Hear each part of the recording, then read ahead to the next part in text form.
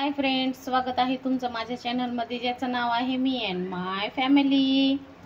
तर आज मी तुम्हाला मस्त अशी आंब्याची डाळ रेसिपी शेअर करणार आहे। तर त्याच्यासाठी मी इथे डाळ शिजत घातली होती, तुरीची डाळ।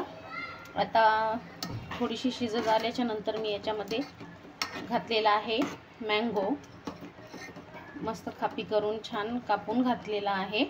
आता दुसरे मसाले पण घालूया याच्यामध्ये। तर इथे घालणार आहे अर्धा चमचा हळद, 1 चम्मच मिरची पावडर, 1 चम्मच घालणार आहे मीठ। तर आता हे छान मिक्स करून घेते।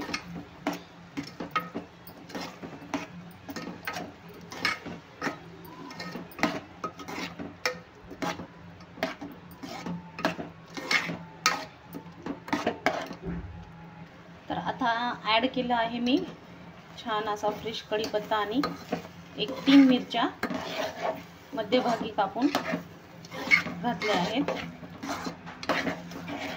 तर मँगो आपला छान नरम होईपर्यंत आपल्याला छान शिजवून घ्यायचा आहे। आता घालते याच्यामध्ये पाणी। तर अर्धा ग्लास घातला आहे पाणी।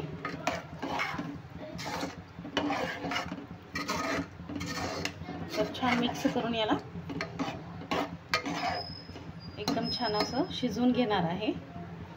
बघा, डाळ शिजल्याच्या नंतर मी छान थोडीशी थंड झाल्याच्या नंतर पूर्ण डाळ छान घाटून घेतलेली आहे। तर बघा मँगो, तर रवीनं छान त्याला डाळ घोटणीने छान घाटून घेतलेली आहे मी डाळ। आता याला छानपैकी उकळी काढायची आहे, मग नंतर याला आपण तडका देऊया। तर याला 1-5 मिनिटं छान उकळी काढून घेते। तर इथे मी कढईमध्ये घातलेलं आहे तेल। तर आपण आता घालूया जिरे आणि मोहरी। तर इथे अर्धा चमचा मी घातलेली आहे मोहरी।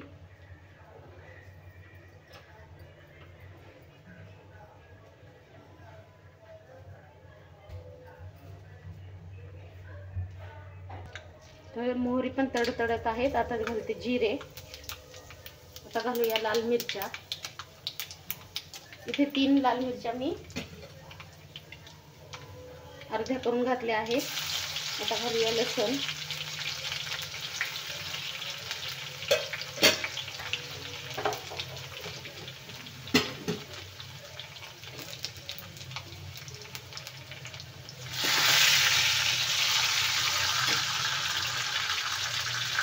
आणि भरपूर असा कढीपत्ता। कढीपत्त्याने टेस्ट खूप छान येते, त्याच्यासाठी भरपूर घाला कढीपत्ता,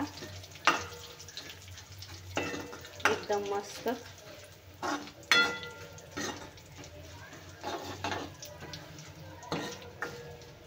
तर छानपैकी आपला तडका झालेला आहे रेडी। वास पण एवढा छान येत आहे।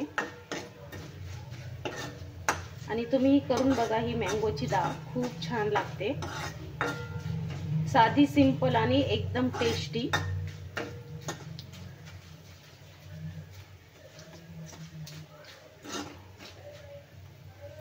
आता आपण याच्यामध्ये डाळ घालून घेऊया।